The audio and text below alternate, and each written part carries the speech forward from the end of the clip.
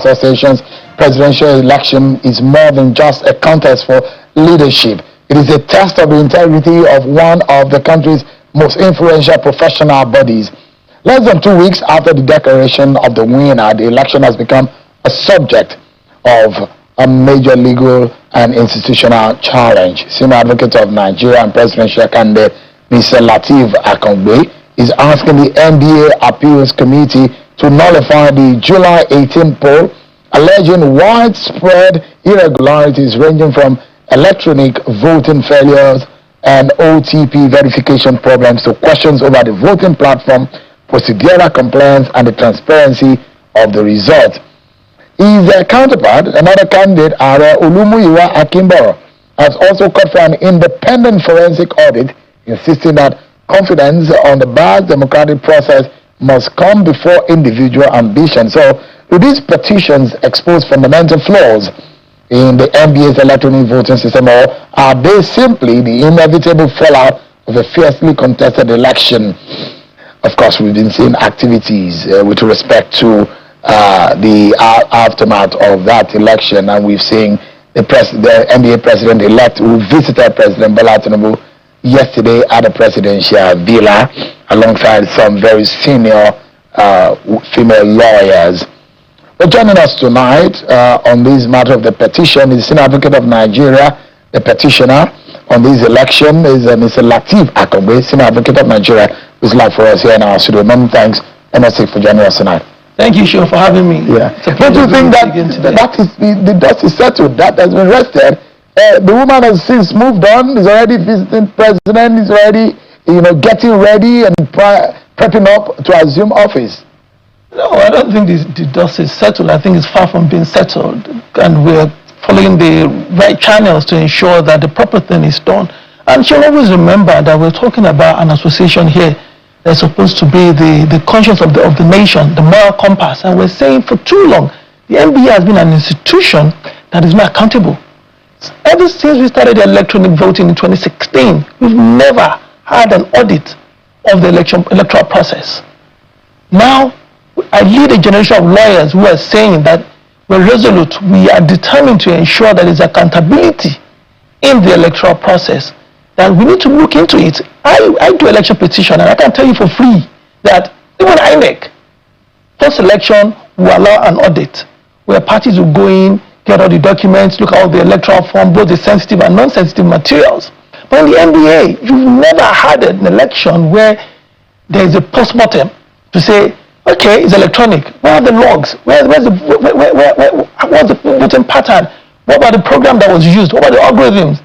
That has never been done before. And when you marry that with what happened, the sham that happened, the shambolic election here, you know that we just cannot. Because what it means is that we would have lost the moral right tomorrow to call INEC to question. We're talking about an election marred with irregularities, an election that is not compliance with the guidelines and the constitution of the association. When you say irregularities and did not meet up to the standards, these are the standards presented before the three candidates, yourself, Akangbe, and Mrs. Okusanya.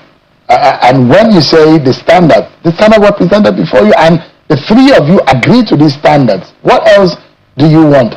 No, the standards here, we're talking about the constitution, the way in which the elections will be conducted. And I break this down for you. Number one, when the election started, forget all the pre-election controversies now. Of course, we can't run away from them. But now I'm talking about the electoral process and even the post-election electoral process. Now, we agreed that there was going to be an electronic voting, could commence at so time on the 18th, to start on the Friday and finish on Saturday, 12 midnight.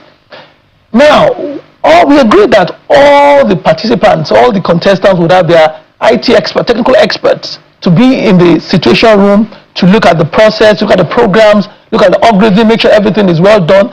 As at 10 p.m. on that night, I was still calling the chairman of BCNBA and the president of the association to say, my technical experts are here. Can you grant them? Can you allow them to come into the situation room and carry out an inspection? Now, we forewarned you We warned you about the choice of the service provider, that it didn't have the competence to carry out this election. Now, election commenced, and within 10 minutes of the commencement of the election, what happened was that the server went down, the portal went down, the advertised portal went down. That was at 12 midnight. By 2:09, I had written a letter to the electoral committee to inform them that suspend this election, given what had happened. They claimed there was a cyber attack, an unverified cyber attack, an unverified claim. Now, in any state environment, the moment the server goes down, shuts down, the election will be suspended. You go on the drawing board and look at things properly, and what should we do? You know what happened, Sean? By 7:35, we heard that another portal had been created, developed in 3-4 hours. We say, oh, miraculously, we created another portal. Now, what does the Constitution say about the electoral portal? There are safeguards in the Constitution that must be complied with. 21 days before, certain things must be done, this must be done, that must be done. All of that was not done. And all of that points to one of two things. One is that either you migrating to a different portal, which was not supposed to be, either that was done because of a calculated attempt to have a controlled outcome, a predetermined outcome, or lack of competence and capacity, that because in an election of this sort, it is not unforeseen that you will have cyber attacks. You build firewalls to be able to withhold these things. So you had said that you had asked when the election commenced that it should be postponed. Suspended. The moment the server went down, said shut down, don't do anything anymore. But there are those who will say the game has already begun, you find a way around it. And some of the issues that are raised is that the discretion of the electoral committee should be respected, which is also empowered by the Constitution and the process that constituted the committee that conducted the election. You should not exercise discretion that takes you outside the Constitution and the guidelines. You have discretion within the bounds. But there are no specifics to say when there's a technical problem, you suspend the process. Oh, there are specifics that says that before the portal can be used for an election, there must be an integrity test. There must be stress tests. Same thing must be done 21 days before. It must be done in a particular manner. All that was not done. Now, you go into an election, middle of the game, you're changing the portal in the middle of the game. You don't change the rules mid-game. You don't do that. You don't shoot the goalpost in the middle of the game. There's an advertised portal. It has gone down. Saying there are same safeguards, constitutional safeguards have to be met before that. I'll give you an example. I contacted the president of the bar and I said to him, 2025 class, a whole class of lawyers cannot vote. What is going on? They're being disenfranchised. And what he said to me was that, oh, there's a problem with our Supreme Court member. Oh, I should call an NBA ICT member to rectify that for them, and they can vote. If I call them, they'll be able to vote. Now, a lot of things come with that. Number one is that, did you announce that? That means you intended to disenfranchise them, because you should have been told beforehand that you will be able to vote using your Supreme Court number, use your exam number. That was not those new weeks were cut off. Oh, they're cut off. Now, and there's evidence to that. Of course. Secondly, second to that, what is the role of the NBA ICT in that election that you said I should call Sadiq to rectify that? You have a service provider.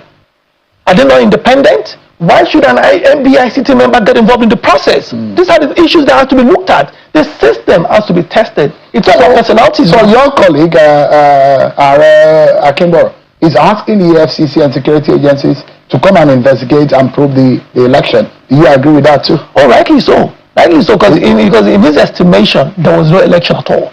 And if there was no election for him, there's no point going through the appeal process, the appeal channels. I went through the appeal channels because I believe that let's test the system, whether we have a system that will correct itself. Has the appeal started sitting? No, not yet. You just sent your appeal yesterday, your petition yesterday. But your ultimate agenda is you want Mrs. Oku-Soja to be removed.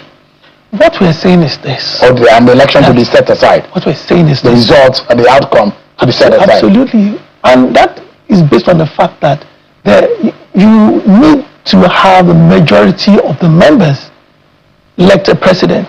And what we have is that the numbers of members who were disenfranchised is so substantial enough that can affect the outcome of the election. And when you have that, election is inconclusive. The law is settled on that in Nigeria. That once you have a number of disenfranchised members that are substantial enough to affect the outcome, Therefore, you cannot say this is the right winner, this is the winner. She scored 14% of the members of the eligible voters.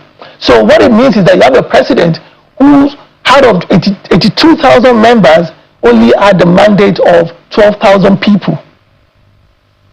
Now, if you combine the entire votes in that election, which is about 26,000, the two previous elections, this outgoing president, he alone scored 20,000 votes in his election, almost the total number of the entire voters in this election. The previous one scored 22,000, 4,000 short of what the aggregate number of voters in this election. And we're saying, for the image of the Nigerian Bar Association, for people looking at us, we can't call this an election. Just before I came into the studio, Pengassan president was addressing the members, and they were talking about the nature of the elections in the past, which that used to be acrimonious and used to be bitter, and they sat together to say, how can we find a way forward? They look at different institutions. They said they looked at the NBA and they said, oh, that cannot work. They then looked at the ICANN and followed the ICANN model. That should be troubling to any member of the association, that we, the association that's supposed to be the conscience of the nation, set the moral compass for the entire association. Pengassan has looked at our setup and they said, no, we can't follow this model. It doesn't work. Let's follow ICANN. That is troubling to me. Very troubling. Yeah. So you want the result to be set aside and you being declared winner? No, it's inconclusive. A rerun is what we're asking for. A fresh election. I'm not saying that. But do you think there are people who are complicit? Do you think there are underhand dealing? Do you think that there is some kind of corruption of the process? Of course, for too long that's been the case in the NBA. And what has happened? People are rigging the NBA election? Absolutely. I think it happened in the last election. And if you're not, do you think it happened in the last election? Let me ask you this. If that's not the case, and somebody says to you, you have won an election, let's do a post audit, bring out the logs, bring out the documents, and you say, no, I'm not going to do that. And you fight them all the way to the Court of Appeal to say, no, you can't look at the books. Who does that? What kind of institution is that? That say you cannot audit an election. For me, I'll be the first to open my books because it adds credence to my presidency, to my legitimacy, it gives legitimacy to my presidency. But in a case where somebody says to you, I have done this and you can't do an audit. You cannot do an audit? How can you not do an audit? It means there's something to hide. Even to a 7-year-old, they can deduce from that is something. On whose desk and table are you pushing this blame now? Well, it has nothing to do with the declared winner. She doesn't have the authority yet. We wait till she has the authority when sworn in. But for now, the outgoing president, who wants to bequeath this sort of legacy to Nigerian lawyers? So you blame Alpha Mosigwe? Let me tell you something. There are few panels I set up. We are not unmindful of the fact that even members, even the composition is compromised. Just yesterday, you were showing me the secretary of the appeal panels posting Ms. Badu Okusanya's flyer. So what are we talking about? So even in the process of appeal, the thing that is compromised, you don't believe in it? Let's see. Let's test the system. But what do you make of Mrs. Badajo Okusanya's visit to the president yesterday? Well, for me, we are talking about a body that's supposed to be detached from government. And your first point of call is to government. I wouldn't do that. If you won the election and if the president invited you, you will refuse and turn down the invitation. I don't know if it was an invite, but the president invited me. I will honor it. I will honor the invite. I won't go there.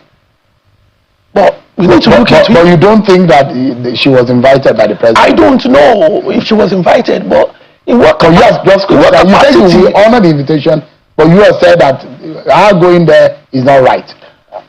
I'm not aware in our association that a president-elect, not even been sworn in yet, goes to the State House. In what capacity are you going there? Well, I have no control over that. All right. Mr. Lateef Akangbe is a petitioner in the election conducted by the NBA. We saw Mrs. Badajo Okusanya emerging as a winner of that election. Mr. Lateef Akangbe is a senior advocate of Nigeria. Thanks so much indeed, Leonard. Thank you, Sean. Thank you very much. Thank you very much. Thank you.